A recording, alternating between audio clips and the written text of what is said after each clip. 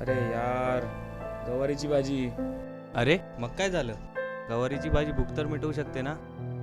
काय चावतोय रे हा? बरोबर तर बोलतोय तो. अरे ही भाजी बघून माझी आहे ती पण भूक निघून जाते. चला मी जातो कॅन्टीनला. आपण काय करायचं? तुम्ही येताय? चला जाऊ.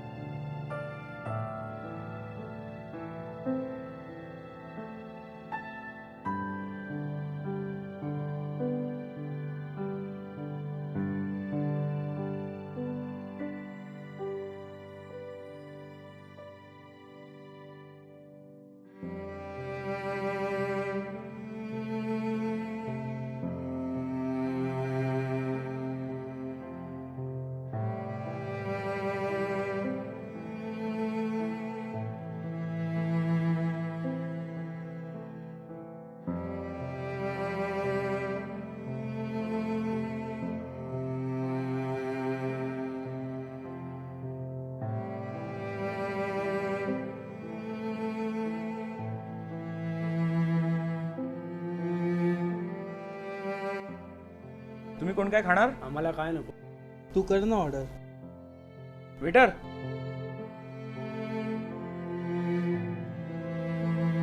तुम्ही सुरू करा. तुम्ही सुरू करा ना. एक पुरी भाजी देना और हाँ बटाटे का भाजी देना.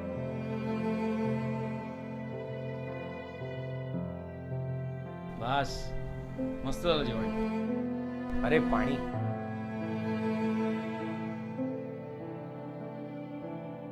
अरे यार, या भुकेच्या नादात डबा राहिला ना तिकडेच. चल मी घेऊन येतो. अरे थांब, सर्व सोबतच जाऊया. मी बिल भरतो, तुम्ही या मागून.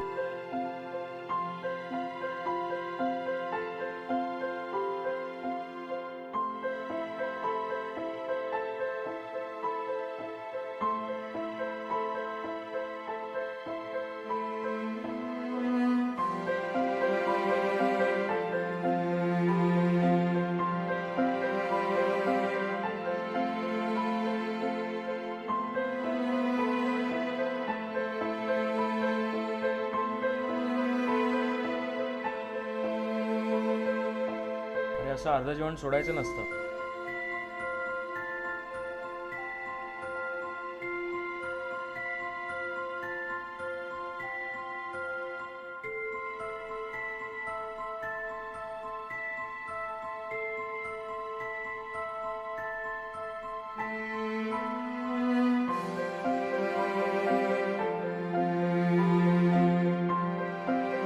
असा किती दिवस जेवला नव्हतास?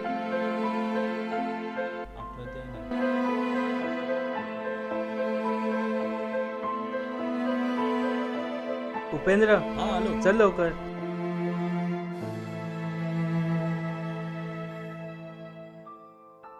साहेब, काय रे, अजून भूक लागलीये?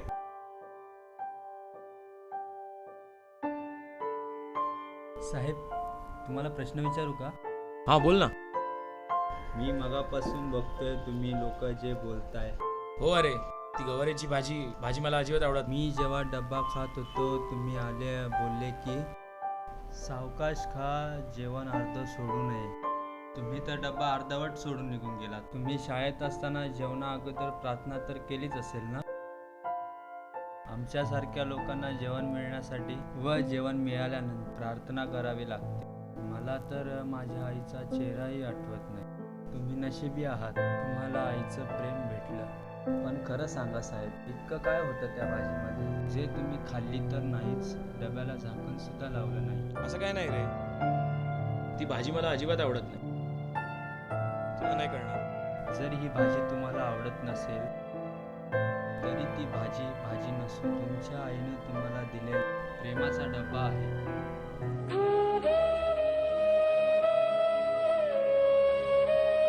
काय रे, काय झाले? एवढ्या का टेन्शन मध्ये? काय बोलला तो? बोलला नाही, शिकवून गेला. हा नुसताच डब्बा नसून आईच्या प्रेमाचा डब्बा आहे. आई, अगं डब्यातली भाजी खूप छान झालेली. हो, तीच कर चल